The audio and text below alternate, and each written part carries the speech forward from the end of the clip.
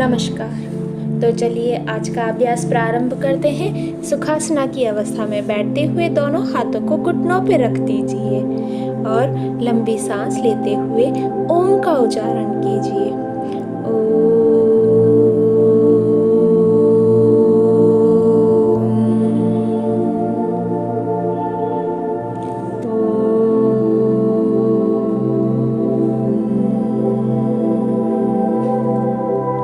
धीरे से आँख खोलते हुए अपने आसन की तरफ चलते हैं। सुखासना की अवस्था में बैठते हुए अपने एक घुटने को मोड़े और दूसरे घुटने को अपने घुटने के पास रख दीजिए। जैसा कि आप देख सकते हैं कि हमने एक घुटने को अपने हिप्स के नीचे और दूसरे पैर को अपने घुटने के पास रख दिया है और अपने हाथ को मोड़ते हुए घुटने के पास लेके जाते हुए दोनों हाथों को जोड़ेंगे, यानी कि नमस्कार की अवस्था में रखेंगे। अपनी सांसों को नॉर्मल लेते हुए हम इस आसन को करेंगे। अपना बैलेंस बनाते हुए हम इसी आसन को करेंगे। इस आसन से हमारा मन शांत और स्थिर रहता है। इस आसन को करने से एसिडिटी और गैस जैसी समस्याएं भी ठीक होती है। इस आसन को हम करेंगे तो हमें आम वृद्धि दर्द से छुटकारा मिलेगा और तो घुटने दर्द से भी हमें राहत मिलेगी। इस आसन को करने से हमारी जांघ की मांसपेशियां मजबूत होती है और मूत्र संबंधित समस्याओं का भी उपचार में मदद करता है ये आसन। इस आसन को हम इसी तरीके से करते रहेंगे। इस आसन में हमें अपनी सांसों को नॉर्मली लेते रहना है और किसी तरीके का कोई प्रेशर अपनी बॉडी पे नहीं डालना है। अब हम अपने अगले आसन की तरफ चलते हैं, जो कि है परिवर्तिता नौकासन। इस आसन में हमें अपने एक हाथ को पीछे की ओर रखना है और दोनों पैर ऊपर उठाते हुए अपने दूसरे हाथ से अपने पैरों को सपोर्ट देना है। ध्यान रहे आपका पीछे वाला हाथ सीधा रहना चाहिए और आपकी कमर भी सीधी रहनी चाहिए। इस आसन को करने से हमारी पेट की मांसपेशियां मजबूत बनती हैं और तो और हमारी बाहों और जांघों की मांसपेशियों में भी मजबूती आती है। यह हमारे गुर्दे के स्वास्थ्य में भी सुधार लाता है। बीच में थोड़ा रेस्ट करते हुए हम इसे अपने दूसरे साइड से करेंगे। अपने दूसरे हाथ को, जो कि पैर पकड़े हुए थे, उनको नीचे रखेंगे और जो नीचे था उसे पैरों को पकड़ के रखेंगे। जैसा कि आप स्क्रीन पे देख रहे हैं, हमने अपने शरीर को किस तरीके से ट्विस्ट करके रखा है। इस आसन को करने से हमारे पेट के अंग, विशेष रूप से यकृत, अग्नाशय और गुर्दे के स्वास्थ्य में भी सुधार आता है। अपनी गति के अनुसार ये आसन हम करते रहेंगे। यह आसन हमारे गर्दन, कंधे और पैर की मांसपेशियों को मजबूत करता है। साथ ही साथ यह हमारी पेट की चर्बी को भी कम करता है। इस आसन को करने से हमारा पाचन तंत्र नियंत्रित रहता है और कब्ज को भी कम करता है। यह आसन हमारे पेट के लिए बहुत ही फायदेमंद है। हमारी चर्बी, कब्ज, गैस जैसी समस्याओं को कम करता है। ये आसन हम थोड़ी देर और कंटिन्यू रखेंगे। इस आसन को करते समय हमें अपनी सांसों पर किसी भी तरीके का कोई प्रेशर नहीं डालना है। नॉर्मली सांस लेते रहें और आसन को कंटिन्यू रखें। अब हम अपने अगले आसन की तरफ चलते हैं, जो कि है अंजनयासन। आप देख सकते हैं कि हमने मैट पर अपने पैरों को किस तरीके से रखा हुआ है। अपना एक पैर घुटने से मोड़ते हुए आगे की ओर और दूसरा पैर हमें पीछे की ओर मोड़े रखा है और अपने एक हाथ को आगे की ओर और दूसरे हाथ को ऊपर की ओर रखा है। जैसा कि आप देख सकते हैं, यह आसन एक अंजनयासन का वेरिएशन है। इस आसन को करने से हमारे कुल्हों को फैलाव मिलता है, साथ ही साथ हमारे हिप्स फ्लेक्सर्स को खोलता है और हिप्स फ्लेक्सर को मजबूत करता है। ये हमारे पेशियों की मांसपेशियों में स्ट्रेच लाता है और तो और हमारी मांसपेशियों को और घुटनों को सहारा देने वाली मांसपेशियों को प्रदान करता है और जो ग्रंथियां हमें स्थिरता बनाए रखती है उनको मजबूत बनाने में मदद करता है। यह आसन करने से साइटिका जैसी प्रॉब्लम में जो दर्द महसूस होता है उसे कम करने में बड़ा ही लाभकारी है। यह आसन हमारे बाहों कंधों को ताकत देता है। अपनी सांसों को नेचुरली लेते रहे और आसन को कंटिन्यू रखेंगे। यह आसन हमारी पीठ को और हमारी कमर में बड़ा ही अच्छा लचीलापन लाती है। हमारे सभी आसन हमारे शरीर के सभी अंगों को कहीं न कहीं से कोई न कोई तरीके से फ़ायदा पहुंचाता ही है। हमें अपने आसन को बड़े ही आनंद से करना चाहिए। आनंद से करते रहे और फ़ायदे लेते रहे। ध्यान रहे हमें अपने पैरों को कोई प्रेशर एक्स्ट्रा नहीं देना है। अब हम इसे अपने दूसरे पैर यानी दूसरी दिशा में करेंगे।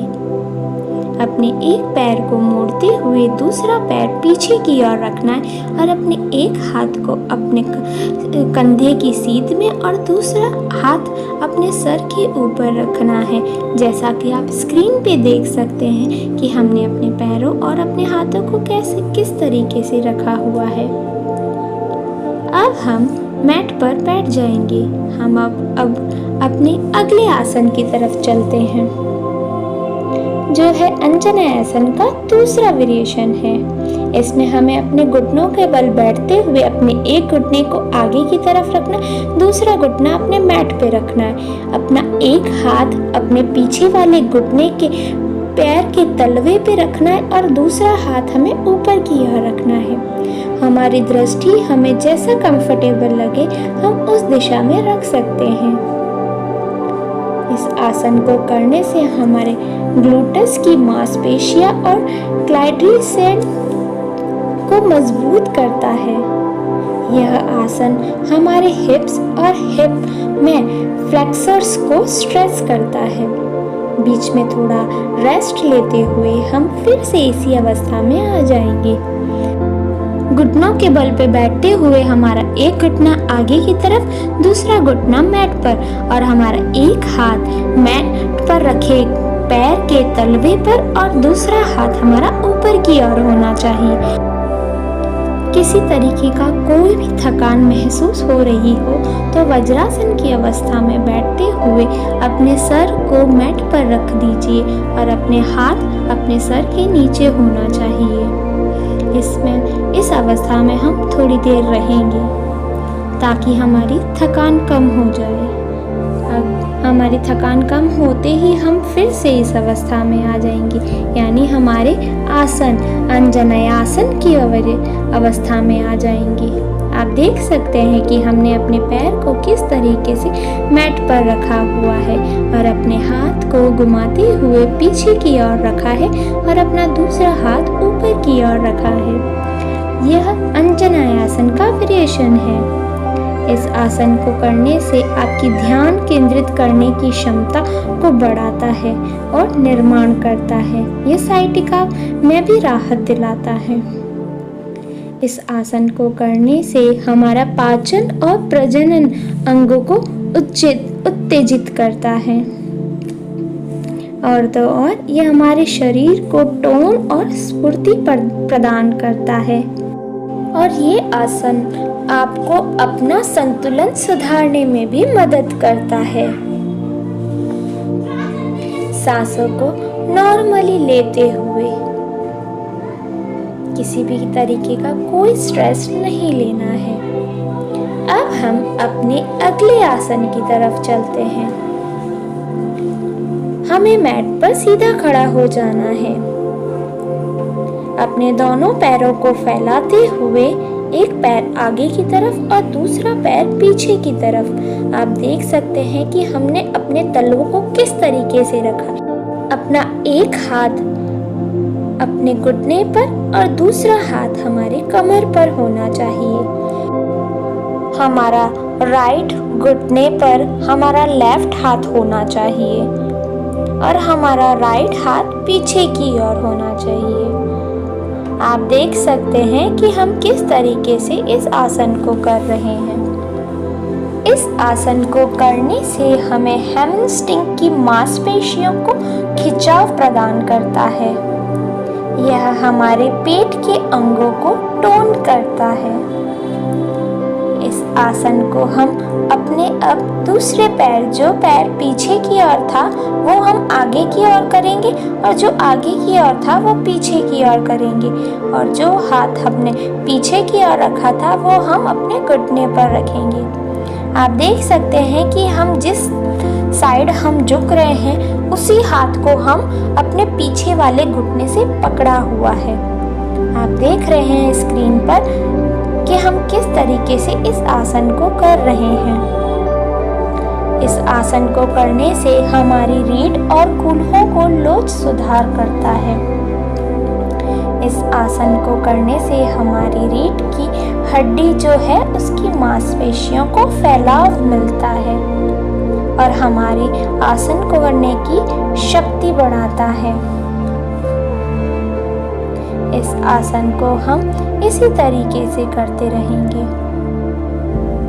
अपना एक पैर आगे की ओर और दूसरा पैर पीछे की ओर अपनी बॉडी को यानी अपनी ऊपर की बॉडी को ट्विस्ट करते हुए अपने घुटने को पकड़ना है और दूसरा हाथ हमारे कमर पर होना चाहिए। अपनी दृष्टि सामने की ओर। हमें अपनी बॉडी पर कोई एक्स्ट्रा प्रेशर नहीं डालना है। अपनी गति के हिसाब से हम इस आसन को करते रहेंगे। आप देख रहे हैं हमने अपने पैर की पोजीशन किस तरीके से रखी हुई है। अपना एक पैर 90 डिग्री पे है और दूसरा पैर 45 डिग्री पे रखा हुआ है।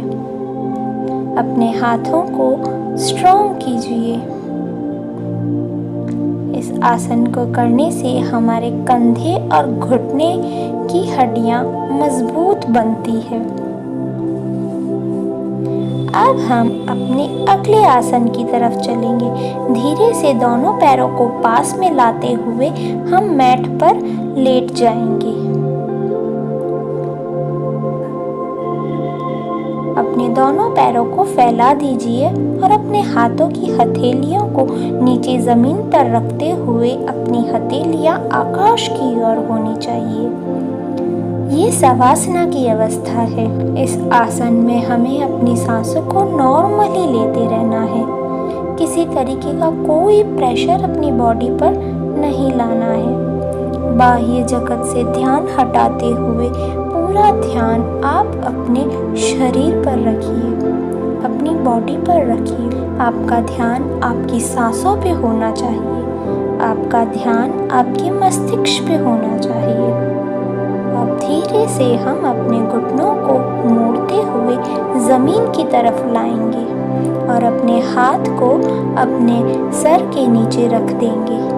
कुछ समय इस अवस्था में रहते हुए हम सुखासना की अवस्था में आ जाएंगे और अपने हाथों को रगड़ते हुए अपनी आंखों और अपने शरीर को लगाएंगे। धन्यवाद।